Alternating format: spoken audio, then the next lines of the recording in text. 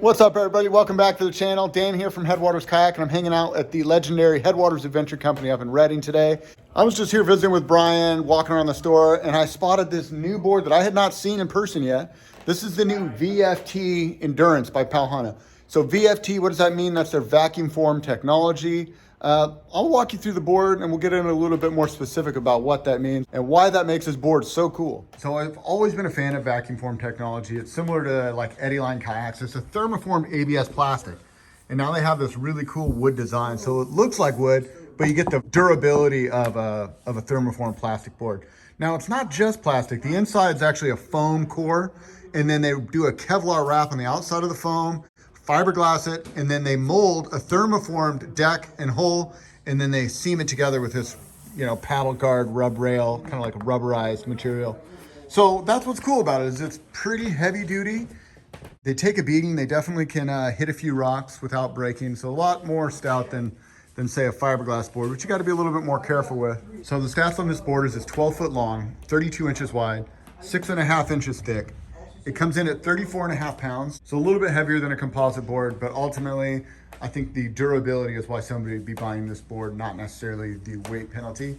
It has 238 liters of volume, which means it'll support a 200-pound paddler plus all their camping gear for a weekend. And that's really where all these mounts come in. They make special kits where you can either do bungees or strap systems. So if you wanted to carry gear on the front, if you wanted to carry gear on the back, you could just have this loaded down. In fact, I'll try to find a picture of that and drop it in here. Other cool things is on the C-deck mounts, which is a proprietary thing that Pau Hana does. You can add fishing rod holders, you can add camera mounts, kind of whatever you want. It's a blank slate that you can build up however you want. You see how they carry that volume of this board all the way into the stern? That gives you a nice stable platform, but it still has a piercing bow that's going to cut through the water and have really nice glide.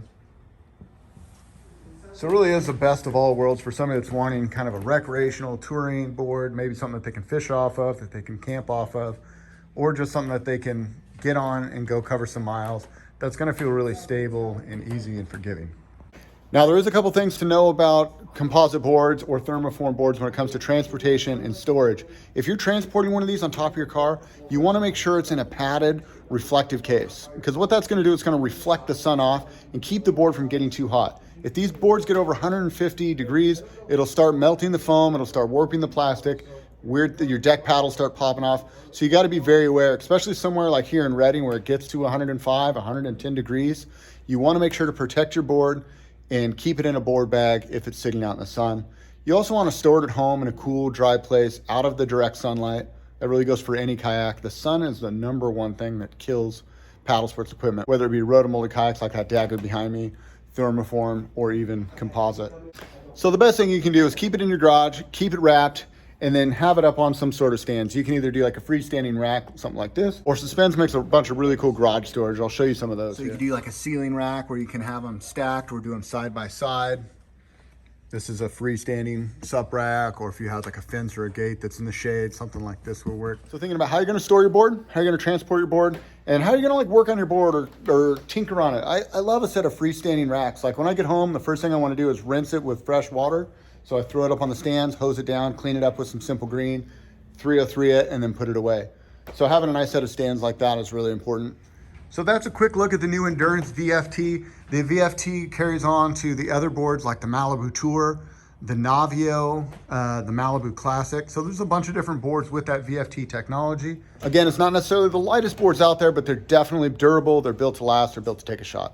If you have any questions, you guys, I'd love for you to leave those in the comments. Thanks so much for watching. Hopefully you found this video educational. If nothing else, we hope you found it entertaining. Until next time, this is Dan from Headwaters Kayak, wishing you happy paddling. We'll see you on the next one.